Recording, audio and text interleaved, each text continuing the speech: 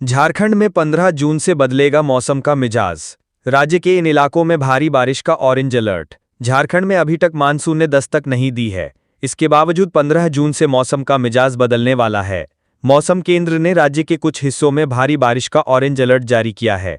मौसम केंद्र रांची के अनुसार दक्षिण बांग्लादेश और उत्तरी बंगाल की खाड़ी से दक्षिण ओडिशा तक समुद्र तल से करीब 3.1 किलोमीटर ऊपर स्थित चक्रवाती सर्कुलेशन और पश्चिम मध्य बंगाल की खाड़ी से उत्तरी तटीय आंध्र प्रदेश तक समुद्र तल से 5.8 किलोमीटर ऊपर बने एक चक्रवाती परिसंचरण साइक्लोनिक सर्कुलेशन के प्रभाव से राज्य में 15 जून से मौसम में बदलाव होगा।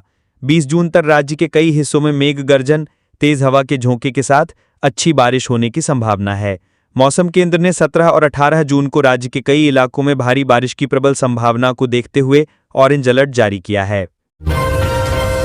कब मिलेगी मुख्यमंत्री मणिया सम्मान योजना की बकाया किश्त? मई और जून माह के पैसे को लेकर क्या है विभाग की तैयारी? महिलाओं को सामाजिक और आर्थिक रूप से सशक्त बनाने के मामले में झारखंड को अलग पहचान दिलाने वाली मुख्यमंत्री मणिया सम्मान योजना एक बार फिर चर्चा में है, क्योंकि मई और जून माह की बकाया किश्त का भुगतान अब तक नहीं हो पाया है। अब सवाल है कि जब मई माह में ही महिला, बाल विकास एवं सामाजिक सुरक्षा विभाग ने जिला कोषांगों को 9,609 करोड़ रुपए जारी कर दिए थे, तो फिर लाभुकों के खाते में बकाया 2 माह की किश्त क्यों नहीं जारी हो रही है, जबकि नियमावली के मुताबिक हर माह की 15 तारीख तक लाभुकों के खाते में पैसे ट्रांसफर करने का प्रावधान है। मिली जानकारी के मुताबिक सामाजिक सुरक्षा विभाग के सभी जिला कोषांग राशि ट्रांसफर करने के लिए तैयार हैं। उन्हें सिर्फ विभागीय स्तर पर ग्रीन सिग्नल मिलने भर की देरी है। विलंब का एक और कारण है सामाजिक सुरक्षा निदेशालय में निदेशक का पद रिक्त होना, क्योंकि पिछले दिनों निदेशक समीरा एस का ट्रांसफर हो चुका है। उनको पलामू का डीसी बनाया गया है, लेकिन अभी तक उनकी जगह किसी की भी पोस्टिंग नहीं हुई है। लिहाजा निदेशक की पोस्टिंग होते ही मुख्यमंत्री मणिया सम्मान योजना की किश्त ट्रांसफर होने की उम्मीद है। हालांकि अभी तक यह स्पष्ट नहीं हो पाया है कि इस बार मई और जून माह की किश्त के तौर पर लाभुकों के खाते में 5,000 रुपये ट्रांसफर किए जाएंगे या सिर्फ 1 माह की राशि मिलेगी। खास बात यह है कि मई माह की किश्त जारी करने की प्रक्रिया 30 मई को शुरू हुई थी। इससे साफ है कि ज्यादातर समय राशि जारी करने का डेडलाइन फेल हुआ है। इस बार भी 15 जून तक राशि ट्रांसफर होने की कोई संभावना नहीं दिख रही है। वैसे लाभुकों को भरोसा है कि देर सवेर ही सही, लेकिन बकाया राशि का भुगतान जरूर होगा। धनबाद में सांसद ढुल्लू महतो एवं कांग्रेस नेता रणविजय सिंह के समर्थक आमने सामने हुए, पुलिस ने किया लाठीचार्ज। सांसद ढुल्लू महतो एवं कांग्रेस नेता रणविजय सिंह के समर्थक एक बार फिर आमने सामने हुए हैं। धैया रोड में प्रभातम मॉल के सामने दोनों पक्षों में भारी टशन देखने को मिला। सांसद ढुल्लू महतो के समर्थक नारेबाजी करते दिखे। स्थिति बिगड़ती इससे पहले पुलिस ने मोर्चा संभाल लिया। पुलिस ने भीड़ पर बल प्रयोग किया, जिसके बाद भीड़ तितर बितर हुई। मौके से पुलिस ने खदेड़कर 4 युवकों को हिरासत में लिया है। स्थिति को नियंत्रित करने के लिए मौके पर सिटी एसपी समेत कई डीएसपी भी पहुंचे। सिटी एसपी के निर्देश पर वाहनों से काली फिल्म हटाने की ताबड़तोड़ कार्यवाही शुरू हुई। भारी संख्या में महिला और पुरुष जवानों की तैनाती की गई। पिछले दिनों प्रभातम मॉल में हुए 2 पक्षों के बीच झड़प के बाद पुनः मामला तूल पकड़ गया। कोयलांचल के 2 बड़े नेताओं के समर्थकों के बीच सोशल मीडिया पर जारी बहस धनबाद में चर्चा का विषय पहले से ही बना हुआ था और बीते शुक्रवार की रात धैया रोड स्थित प्रभातम मॉल में गाड़ी पार्क करने को लेकर सांसद ढुल्लू महतो के समर्थक प्रेम महतो एवं कांग्रेस नेता रणविजय सिंह के पुत्र रणवीर सिंह के बीच विवाद हो गया। अब 1500 के बजाय 1200 वोटर पर होगा एक मतदान केंद्र। झारखंड में बढ़ेंगे करीब 6,000 बूथ। इन दिनों चुनाव आयोग इस बात को लेकर गंभीर है कि मतदान के दौरान मतदाताओं को किसी तरह की असुविधा न हो।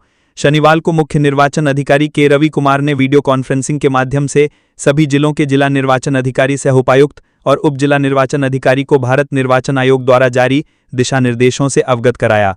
इस अवसर पर उन्होंने कहा कि भारत निर्वाचन आयोग से स्पष्ट निर्देश प्राप्त हुए हैं कि सभी मतदान केंद्रों पर मतदाताओं की सुविधा के लिए सभी आवश्यक व्यवस्थाएं सुनिश्चित की जाएं, जिसके लिए प्रत्येक मतदान केंद्र पर मतदाताओं की अधिकतम संख्या 1200 ही रहेगी। मतदान केंद्र पर मतदाताओं की संख्या के पुनर्गठन से राज्य में मतदान केंद्रों की संख्या में वृद्धि होगी, जिसके लिए नए मतदान केंद्र बनाए जाएंगे। नए मतदान केंद्रों के लिए बीएलओ और बीएलओ पर्यवेक्षकों की भी नियुक्ति की जाएगी। उन्होंने बताया कि वर्तमान में राज्य में 29,562 मतदान केंद्र हैं। भारत निर्वाचन आयोग के निर्देशानुसार यदि प्रत्येक बूथ पर 1500 मतदाताओं की जगह 1200 मतदाता होंगे तो मतदाताओं की संख्या में करीब 20% की वृद्धि होगी। इस तरह करीब 6,000 मतदान केंद्र बढ़ जाएंगे। जाहिर है इन मतदान केंद्रों के लिए बीएलओ और बीएलओ पर्यवेक्षकों की भी नियुक्ति करनी होगी। मुख्य निर्वाचन अधिकारी के रवि कुमार ने जानकारी देते हुए बताया कि इस संबंध में सभी जिला निर्वाचन अधिकारियों को अपने नजदीकी मतदान केंद्र पर मतदाताओं को सूचीबद्ध करने को कहा गया है। इसके लिए अधिकारी अपने जिले के सभी मतदान केंद्रों के लिए नक्शा, गूगल अर्थ व्यू नक्शा और की मैप भी तैयार कर लें। उन्होंने कहा कि आगामी मतदाता सूची पुनरीक्षण कार्यक्रम शुरू होने से पहले सभी जिला निर्वाचन अधिकारी अपने स्तर पर तैयारियां कर लें। ये सभी काम अगले 3 सप्ताह में पूरे कर लिए जाएंगे। मतदाताओं को अपने घर के नजदीक मतदान केंद्र होने से काफी सुविधा होगी और इससे भविष्य में होने वाले चुनावों में मतदान का प्रतिशत भी बढ़ने की संभावना है। भूमाफियाओं पर प्रशासन का चला बुलडोजर, आदिम जनजाति की जमीन को कब्जे से कराया गया मुक्त। हजारीबाग जिले के विष्णुगढ़ अंचल क्षेत्र में बिरहोर जनजाति को जो जमीन सरकार ने दी थी, उस पर भी भूमाफिया की बुरी नजर थी। जिला प्रशासन ने कार्रवाई करते हुए क्षेत्र को अतिक्रमण मुक्त कर दिया है। जिले के चलंगा मौजा में सरकार द्वारा बिरहोर जनजाति को बंदोबस्त की गई 3.70 एकड़ भूमि पर भूमाफियाओं द्वारा फर्जी कागजात के सहारे कब्जा करने का मामला सामने आया था। ये खेल 1 दशक से जारी था। मामला आदिम जनजाति बिरहोर से जुड़ा होने के कारण अंचलाधिकारी नित्यानंद दास ने सख्त कार्रवाई की। वहीं भूमि की मापी व सीमांकन कर सभी अतिक्रमणकारियों को नोटिस जारी किया गया। नोटिस की समय सीमा समाप्त होने के बाद अंचल प्रशासन ने बुलडोजर चलाकर अवैध कब्जा हटा दिया है। साथ ही भूमाफियाओं के नाम पर दर्ज सभी संदिग्ध जमाबंदियों को लॉक किया गया है। इनके खिलाफ बीएनएस की धारा 338 और SC/ST अत्याचार निवारण अधिनियम के तहत मामला दर्ज करने की तैयारी की जा रही है। साथ ही हजारीबाग उपायुक्त शशि प्रकाश सिंह को बिरहोर भूमि की घेराबंदी के लिए पत्राचार भी किया गया है। रांची में पार्किंग एजेंसियों की मनमानी पर लगाम, नगर निगम ने जारी किए सख्त निर्देश। रांची में अब एजेंसियों द्वारा मनमाना पार्किंग वसूलने पर रोक लगेगी। इसे लेकर नगर निगम ने सख्त निर्देश जारी किए हैं। बताया गया कि रांची नगर निगम द्वारा बंदोबस्त किए गए पार्किंग स्थलों पर मनमाना शुल्क वसूली नहीं हो पाएगी। इसके साथ ही संबंधित एजेंसी के कर्मियों को यूनिफॉर्म के साथ आई कार्ड पहनना अनिवार्य होगा। जानकारी के अनुसार राजधानी में आए दिन शहर के पार्किंग स्थलों पर मनमाना शुल्क वसूली और आम नागरिकों से बदसलूकी की खबरें सामने आ रही हैं। इसे देखते हुए रांची नगर निगम प्रशासक संदीप सिंह के आदेश पर पार्किंग का काम देख रही एजेंसियों के लिए सख्त निर्देश जारी किए गए हैं। इसके साथ ही कहा गया कि जो एजेंसी निर्देशों का पालन नहीं करेगी उसका लाइसेंस रद्द किया जा सकता है। रांची नगर निगम ने प्रमुख सड़कों के किनारे 31 अधिकृत पार्किंग स्थलों की जिम्मेदारी बंदोबस्ती के जरिए विभिन्न एजेंसियों को सौंपी है। इसके अलावा वाहन की श्रेणी और पार्किंग की अवधि के हिसाब से शुल्क भी तय किए गए हैं। इसके बावजूद एजेंसियों के कर्मचारियों की मनमानी की शिकायतें मिल रही हैं। इस पर संज्ञान लेते हुए नगर निगम प्रशासक ने संबंधित एजेंसियों के लिए सख्त आदेश जारी किए हैं।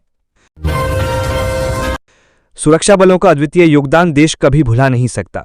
आईईडी ब्लास्ट में शहीद सीआरपीएफ एएसआई को राज्यपाल और सीएम ने दी श्रद्धांजलि। झारखंड के राज्यपाल संतोष कुमार गंगवार एवं मुख्यमंत्री हेमंत सोरेन ने शनिवार को रांची के धुरवा स्थित सेक्टर 2 के 133 बटालियन स्थित शहीद स्मारक उद्यान पहुंचकर आईईडी ब्लास्ट में शहीद सीआरपीएफ जवान सत्यवान कुमार सिंह के पार्थिव शरीर पर पुष्पचक्र अर्पित कर उन्हें भावभीनी श्रद्धांजलि अर्पित की। ईश्वर से शहीद जवान की आत्मा की शांति एवं उनके परिजनों को इस दुख की घड़ी को सहन करने की शक्ति प्रदान करने की प्रार्थना की। झारखंड के राज्यपाल संतोष कुमार गंगवार ने कहा कि सुरक्षा बलों के अद्वितीय योगदान को राष्ट्र कभी भुला नहीं सकता है। इनका बलिदान व्यर्थ नहीं जाएगा। सीआरपीएफ 134वीं बटालियन के सहायक उप निरीक्षक सत्यवान कुमार सिंह के पार्थिव शरीर पर पुष्पचक्र अर्पित कर उन्होंने भावभीनी श्रद्धांजलि अर्पित की। झारखंड के मुख्यमंत्री हेमंत सोरेन ने शहीद जवान सत्यवान कुमार सिंह के परिजनों के प्रति गहरी संवेदना व्यक्त की। ईश्वर से शहीद जवान की आत्मा की शांति एवं उनके परिजनों को इस दुख की घड़ी को सहन करने की शक्ति प्रदान करने की प्रार्थना की। बिरसा मुंडा एयरपोर्ट के पास अवैध निर्माण, ऊंची इमारतें बनी विमानों के लिए खतरा। हमने अक्सर सुना है कि एयरपोर्ट के आसपास ऊंची इमारतें नहीं बनाई जाती हैं क्योंकि इससे विमानों को खतरा होता है। लेकिन बावजूद इसके राजधानी रांची के बिरसा मुंडा एयरपोर्ट के 10 किलोमीटर दायरे में निर्मित करीब 50 ऐसी इमारतें हैं जिनकी ऊंचाई विमानों के लिए खतरा है। इनमें ऐसे मकान शामिल हैं जिन्हें बिरसा चौक की तरफ से अधिक ऊंचा बनाया गया है। इसे लेकर एयरपोर्ट प्रबंधन ने रांची नगर निगम को जानकारी दी है। इस संबंध में एयरपोर्ट के अधिकारी ने बताया कि एयरपोर्ट की लैंडिंग और टेक ऑफ क्रमशः पूर्वी और पश्चिमी दिशा से होती है। ऐसे में एयरपोर्ट के आसपास मौजूद ऊंची इमारतों के कारण फ्लाइंग जोन बाधित होती है। इससे फ्लाइट के दुर्घटनाग्रस्त होने की आशंका बनी रहती है। मालूम हो कि अहमदाबाद विमान हादसे में हुई 265 मौतों ने पूरे देश को झकझोर कर रख दिया है। इस हादसे के पीछे वजह यो भी हो, देश को नुकसान काफी बड़ा हुआ है। हादसे के बाद देश भर के एयरपोर्ट और उसके आसपास के इलाके सतर्क हो गए हैं। झारखंड में सरकारी नौकरी का सुनहरा मौका, जेएसएससी में 1373 पदों पर भर्ती। झारखंड में सरकारी शिक्षक बनने की चाहत रखने वाले युवाओं के लिए बड़ी खुशखबरी है। झारखंड कर्मचारी चयन आयोग ने कक्षा 9वीं से 12वीं तक के लिए 1373 सेकेंडरी टीचर पदों पर भर्ती के लिए नोटिफिकेशन जारी कर दिया है। ये मौका उन उम्मीदवारों के लिए सुनहरा अवसर है जो शिक्षा के क्षेत्र में अपना भविष्य बनाना चाहते हैं। इच्छुक उम्मीदवार जेएसएससी की आधिकारिक वेबसाइट पर जाकर न्यू रजिस्ट्रेशन के माध्यम से आवेदन कर सकते हैं। फॉर्म भरने के बाद दस्तावेज अपलोड करें और शुल्क का भुगतान कर आवेदन पूरा करें। रांची में म्यूटेशन की फाइलें धूल फांक रहीं, 11,000 से ज्यादा मामले पेंडिंग। राजधानी में जमीन के म्यूटेशन दाखिल खारिज की प्रक्रिया बुरी तरह लड़खड़ा गई है। जिले के अंचलों में हजारों मामले महीनों से लटके हुए हैं। 1 अप्रैल 2023 से 12 जून 2025 तक की रिपोर्ट के मुताबिक जिले में कुल 11,448 म्यूटेशन लंबित हैं, बिना आपत्ति वाले। सबसे ज्यादा लंबित मामले कांके, नामकुम और रातू में। रिपोर्ट के अनुसार कांके अंचल म्यूटेशन देरी में सबसे आगे है, जहां 1,391 मामले 30 दिन से कम और 1,414 मामले 30 से 90 दिन से बिना आपत्ति के अटके हुए हैं। नामकुम में 1,099 और रातू में 571 मामले 30 दिन से कम समय से लंबित हैं। सुदेश महतो ने कहा 22 जून को ऐतिहासिक रूप से मनाएंगे बलिदान दिवस। आजसू पार्टी के केंद्रीय अध्यक्ष एवं पूर्व उप मुख्यमंत्री सुदेश महतो 22 जून को आयोजित बलिदान दिवस की तैयारी में लगे कार्यकर्ताओं का उत्साह बढ़ाने में स्वयं जुट गए हैं। उन्होंने आज अपने बुकरू स्थित आवास में कांके विधानसभा और कल देर रात ओरमांझी में कार्यकर्ताओं के साथ बैठक की। महतो ने कहा कि आगामी 22 जून को रांची में आयोजित बलिदान दिवस ऐतिहासिक होगा। उन्होंने कहा कि शहीदों के बलिदान और आंदोलनकारियों के संघर्ष की बदौलत झारखंड बना है। बैठक को मुख्य प्रवक्ता डॉक्टर देवशरण भगत, झारखंड आंदोलनकारी प्रवीण प्रभाकर, युवा नेता संजय मेहता आदि ने भी संबोधित किया। महतो कहा कि कार्यकर्ता प्रत्येक पंचायत और ग्राम का दौरा कर लोगों को जागरूक करें। उन्होंने कहा कि वर्तमान हालात में राज्य की राजनीतिक दिशा ठीक नहीं है। राज्य में भ्रष्टाचार और लूट का बाजार गर्म है। जन समस्याओं का समाधान करने में पदाधिकारियों की रुचि नहीं दिखती। युवाओं को रोजगार का सपना दिखाकर हेमंत सरकार सो गई है। ऐसे माहौल में आजसू पार्टी सशक्त विपक्ष की भूमिका निभाएगी। आदिवासी हॉस्टल खाली कराने पहुंची पुलिस को छात्रों के विरोध का सामना करना पड़ा, जमीन विवाद पकड़ा तूल। रांची के सुखदेव नगर थाना क्षेत्र में स्थित एक पुराने आदिवासी छात्रावास को लेकर शनिवार को उस समय विवाद गहरा गया जब उसे खाली कराने पहुंचे प्रशासन और पुलिस को छात्रों के तीखे विरोध का सामना करना पड़ा। ये मामला वर्ष 2007 से लंबित है, जिसमें छात्रावास की जमीन के मालिक और उसमें रह रहे छात्रों के बीच लंबी कानूनी लड़ाई चल रही थी। हाल ही में हाईकोर्ट के आदेश के बाद प्रशासन ने कार्यवाही शुरू की, लेकिन छात्रों ने इसे अन्यायपूर्ण बताते हुए विरोध प्रदर्शन शुरू कर दिया।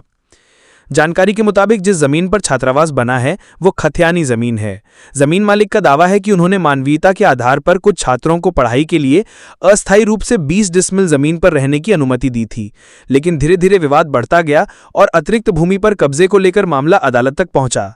हाईकोर्ट ने जमीन मालिक के पक्ष में निर्णय देते हुए प्रशासन को आदेश दिया कि कब्जा दिलाया जाए। इसके तहत शनिवार को प्रशासन ने कार्यवाही शुरू की।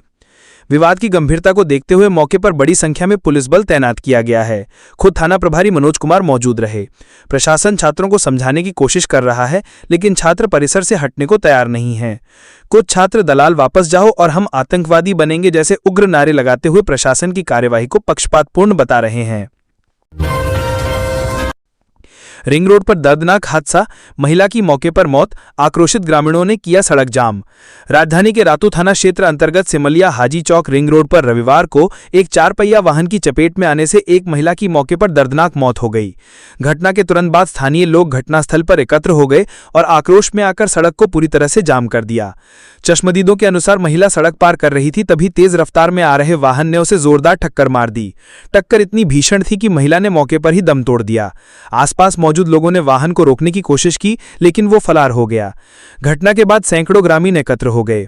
उन्होंने मुख्य सड़क को जाम कर प्रदर्शन शुरू कर दिया। उन्होंने यातायात को पूरी तरह से रोकते हुए प्रशासन के खिलाफ नारेबाजी की।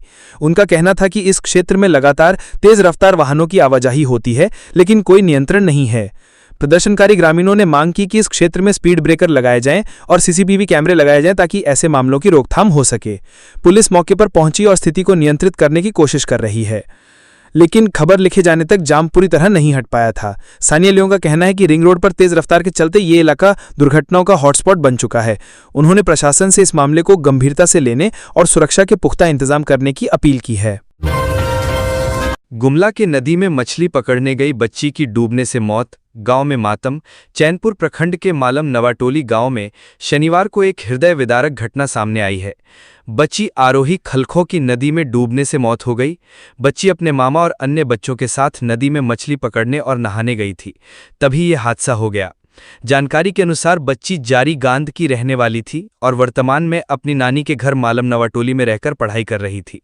वो आरसी मध्य विद्यालय मालम नवाटोली में कक्षा 5वीं की छात्रा थी। परिजनों ने बताया कि आरोही अपने मामा रोबिन मिंज और कुछ अन्य बच्चों के साथ नदी में मछली पकड़ने और नहाने गई थी।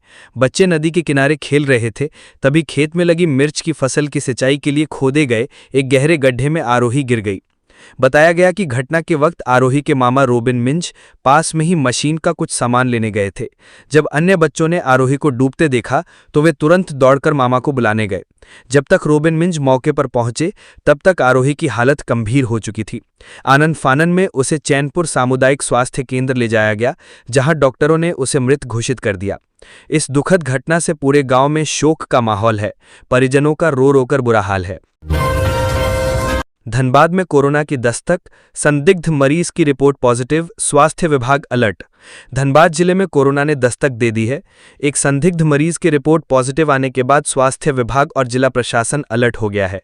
शहर के जोड़ा फाटक रोड स्थित निजी नर्सिंग होम में भर्ती एक मरीज की कोरोना संक्रमण की संभावित पुष्टि ने लोगों की चिंता बढ़ा दी है। सूत्रों के अनुसार नर्सिंग होम में भर्ती उक्त मरीज का सैंपल 11 जून को जांच के लिए गुरुग्राम स्थित पाथकाइंड हैब्स भेजा गया था। 12 जून को आई रिपोर्ट में मरीज पॉजिटिव निकला। हालांकि इस रिपोर्ट की स्थानीय स्तर पर आधिकारिक पुष्टि अभी नहीं हुई है। बताया जा रहा है कि उक्त व्यक्ति के संपर्क में आने वालों की संख्या भी कम नहीं है, जिससे संक्रमण का खतरा बढ़ गया है।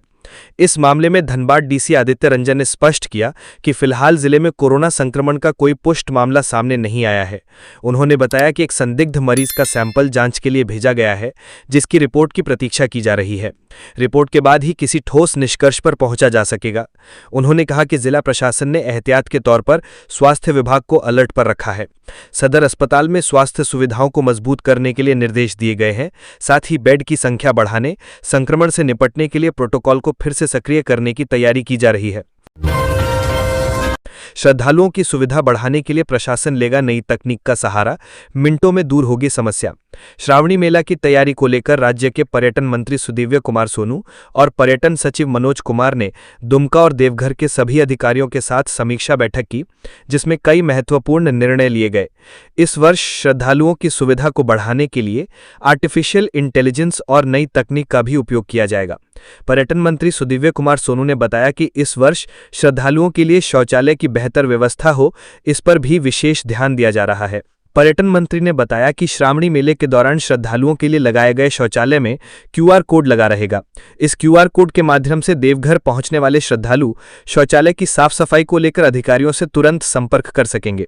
इसके अलावा मेले के दौरान लगने वाले खोया पाया केंद्र को भी नई तकनीक के साथ अपग्रेड किया जाएगा।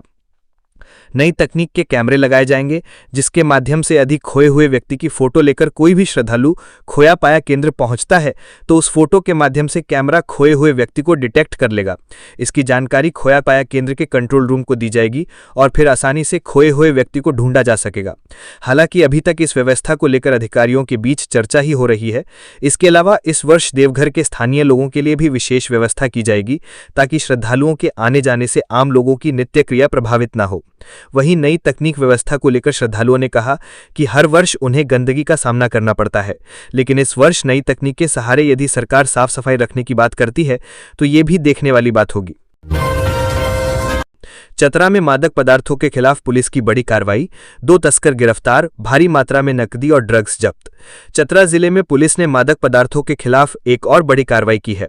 गुप्त सूचना के आधार पर पुलिस ने छापेमारी कर 44,57,350 रुपए नकदी, 11 किलोग्राम अवैध अफीम और 0.28 किलोग्राम ब्राउन शुगर जब्त किया है। इस अभियान में 2 तस्करों को गिरफ्तार किया गया है, जिनमें एक पुरुष और एक महिला शामिल है। चतरा पुलिस की ये कार्रवाई मादक पदार्थों के खिलाफ चल रहे अभियान की दूसरी बड़ी सफलता है। ये जिले में नशीले पदार्थों के अवैध नेटवर्क को तोड़ने की पुलिस की प्रतिबद्धता को दर्शाता है। ये कार्रवाई निश्चित रूप से मादक पदार्थों के अवैध कारोबार पर एक बड़ा प्रहार साबित होगी। 1.5 करोड़ के डोडा और 2 ट्रैक्टर जब्त, कार्रवाई में जुटी खूंटी पुलिस। खूंटी जिला पुलिस महीनों बाद अफीम तस्करों के खिलाफ कार्रवाई करते हुए 1.5 करोड़ मूल्य का 992 किलो डोडा जब्त किया है। इसके साथ ही 2 ट्रैक्टर भी जब्त किया गया। अड़की पुलिस ने बेडाहातू गांव के पास एक निर्माणाधीन पुल के समीप कार्रवाई करते हुए करोड़ों का डोडा जब्त करने में कामयाबी हासिल की है। खूंटी पुलिस द्वारा जारी प्रेस रिलीज में 1.5 करोड़ का डोडा जब्त करने का खुलासा किया है। प्रेस रिलीज और कार्रवाई के मामले पर डीएसपी वरुण रजक ने बताया कि एसपी मनीष टोपो को एक सूचना मिली कि अड़की इलाके से करोड़ों का डोडा की तस्करी कर तमाड़ भेजने की तैयारी में है। सूचना पर डीएसपी के नेतृत्व में टीम गठित कर अड़की थानेदार ने कार्रवाई करते हुए बेड़ा हातू गांव के समीप से 2 ट्रैक्टर को जब्त किया। इस कार्रवाई के दौरान ट्रैक्टर चालक ट्रैक्टर छोड़कर भागने में कामयाब रहा। बताया गया कि तस्करों ने पुलिस को देख लिया था और जंगल का फायदा उठाकर भाग गए। पुलिस की ओर से उन्हें पकड़ने की कोशिश की गई लेकिन सफलता नहीं मिला। डीएसपी ने बताया कि कुल 49 बोरे में 991 किलो डोडा अनुमानित कीमत 1,48,65,000 रुपए जब्त किया है। अड़की थाने में एनडीपीएस एक्ट सहित कई अन्य धाराओं पर एफआईआर दर्ज किया गया है। डीएसपी ने बताया कि ट्रैक्टर मालिक सहित अन्य लोगों के खिलाफ एफआईआर दर्ज कर जांच शुरू कर दिया गया है। जल्द ही अफीम तस्कर एवं सरगनाओं की गिरफ्तारी होगी। रांची में क्रेता और विक्रेता मीट का आयोजन। जैविक खेती कर रहे किसानों को बाजार उपलब्ध कराने के लिए झारखंड सरकार गंभीर। देश दुनिया में इन दिनों ऑर्गेनिक और प्राकृतिक खेती चर्चा में है। रासायनिक और कीटनाशक का खेती में उपयोग और उससे होने वाले नुकसान की वजह से लोगों में जैविक खेती और उत्पाद को लेकर जागरूकता और आकर्षण बढ़ा है। ऐसे में झारखंड में जैविक खेती कर रहे किसानों को राष्ट्रीय अंतर्राष्ट्रीय स्तर पर पहचान मिले और उनके उत्पादों को बाजार मिल सके, इसके लिए आज रांची में organic farming authority of Jharkhand की ओर से क्रेता विक्रेता मीट का आयोजन किया गया, जिसमें भारत के कई ऑर्गेनिक उत्पाद क्रेताओं के साथ साथ केनिया के इकोलॉजी फोर्टे लिमिटेड के प्रबंध निदेशक डॉक्टर सेल्वम डैनियल ने भी शिरकत की। उन्होंने बताया कि पूरी दुनिया में जैविक खेती चर्चा में है और वर्ष 2030 तक अफ्रीका ऑर्गेनिक चावल का बड़ा बाजार बनने वाला है। मीट के दौरान कृषि मंत्री शिल्पी नेहा तिर्की ने आत्मा के लिए नवनियुक्त 12 उप परियोजना पदाधिकारियों को नियुक्ति पत्र प्रदान किया। Organic farming authority of Jharkhand द्वारा आयोजित क्रेता विक्रेता मीट को संबोधित करते हुए कृषि मंत्री ने कहा कि आज ऑर्गेनिक उत्पाद का बहुत बड़ा बाजार है। अगले 10 वर्षों में जैविक खेती से उत्पादित फसलों के बाजार में 20% तक की वृद्धि की संभावना है। इस बाजार में झारखंड कहाँ रहेगा, यह एक बड़ा सवाल है और इसी सवाल का जवाब क्रेता विक्रेता मीट का आयोजन है। धनबाद के एडीएम व एसडीओ ने किया बैंक मोड़ फ्लाईओवर का निरीक्षण। धनबाद के एडीएम पीयूष सिन्हा और एसडीओ राजेश कुमार ने शनिवार देर शाम बैंक मोड़ फ्लाईओवर का निरीक्षण किया। दोनों अधिकारियों ने फ्लाईओवर पर चल रहे आरसीसी स्लैब की ढलाई, उसकी क्योरिंग, बिटुमेन लेयर की गुणवत्ता तथा स्लैब ढलाई की प्रक्रिया का बारीकी से जायजा लिया। साथ ही कार्य में गुणवत्ता बनाए रखने और समय पर पूर्ण करने के निर्देश भी संबंधित एजेंसी को दिए। मौके पर उपस्थित पथ निर्माण विभाग के कार्यपालक अभियंता मिथिलेश प्रसाद ने जानकारी दी कि फ्लाईओवर की कुल लंबाई 624 मीटर है, जिसमें 18 स्लैब और 19 जॉइंट शामिल हैं। उन्होंने बताया कि रविवार से दूसरे लेन पर बिटुमेन लेयर बिछाने का कार्य शुरू कर दिया जाएगा। इसके उपरांत आरसीसी ढलाई की क्यूरिंग की प्रक्रिया 1 सप्ताह तक चलेगी। फिर फ्लाईओवर को करीब 25 से 30 मिलीमीटर तक ऊंचा किया जाएगा, जिसके बाद 182 एलास्टोमेरिक ब्रिज बियरिंग लगाने की प्रक्रिया प्रारंभ होगी। निरीक्षण के दौरान पथ निर्माण विभाग के सहायक अभियंता जितेंद्र मिश्रा, ठेकेदार संजोग गोटीवाले, नसीम अख्तर और सैयद तकी राजा मौजूद थे। जेल के अंदर सैर में है अमन का गुर्गा, शाहरुख अखिलेश का सोनू भी 24 घंटे निगरानी में। गैंगस्टर अमन साहू मारा गया, लेकिन उसके गुर्गों को लेकर सावधानी बरती जा रही है। जो गुर्गे जेल में हैं, उन पर भी पैनी नजर जेल प्रबंधन रखे हुए है। जेल प्रशासन गैंगस्टर अखिलेश सिंह के गुर्गों पर भी इसी तरह की नजर रख रहा है। वर्तमान में अमन के गिरोह से ताल्लुक रखने वाला शाहरुख अंसारी और अखिलेश से संबंध रखने वाले सोनू सिंह गिरिडीह कारा में बंद है। यहां दोनों पर सख्त नजर रखी जा रही है। दोनों जेल में बंद है। सेल में बंद दोनों कुख्यात की गतिविधियों पर सीसीटीवी से भी नजर रखी जा रही है। जेल प्रबंधन 24 घंटे सीसीटीवी से उन पर नजर रखे हुए है। अमन साहू से जुड़कर शाहरुख ने काफी उत्पाद मचाया है।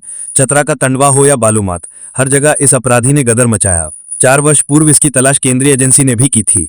एक तरफ एनआईए शाहरुख को खोजती रही तो दूसरी तरफ वह लगातार कोयला कारोबारियों को धमकाने का काम करता रहा। चतरा, रामगढ़, लातेहार, पलामू, रांची जैसे जिलों में अपराध करने वाला शाहरुख पूर्व में ही गिरफ्तार करके जेल भेज दिया गया था। अभी वर्तमान में उसको हजारीबाग कारा से गिरिडीह कारा शिफ्ट किया गया है। लोहरदग्गा में नशे के सौदागरों पर बड़ी कार्रवाई, 46 किलो गांजा बरामद, 1 आरोपी गिरफ्तार।